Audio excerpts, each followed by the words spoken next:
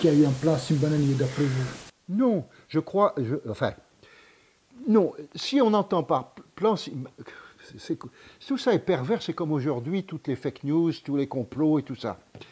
Si on veut dire par là que Simbanani était un extrémiste, qui a soutenu les représailles massives, ok.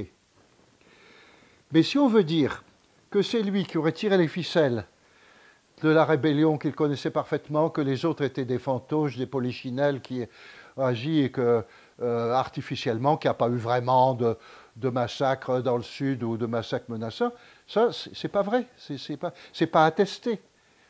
Et ceux qui ont défendu l'idée d'un plan Simbanani, en général, sont des gens qui disent, que pour tous les autres trucs, ils disent avant, il y a eu un plan Chiboura, puis il y a eu un plan ceci, c'est transformer l'histoire en une histoire de complot.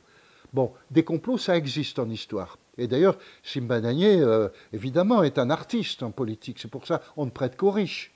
Mais ce schéma-là de nier, c'est aussi de la négation de ce qui s'est passé avant et de ce qui s'était passé aussi en octobre 65.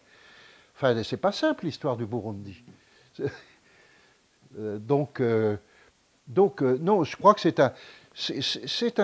une expression facile. Réduire l'histoire à des complots, ce qui apparaît quand même, c'est que quand les gens tuent des Tutsis dans le Sud, ils disent qu'ils retournent en Égypte. Si ce n'est pas un complot idéologique, ça, ces braves gens dans la plaine, qu'est-ce qu'ils connaissent à l'histoire de l'Égypte? Sinon, cette propagande.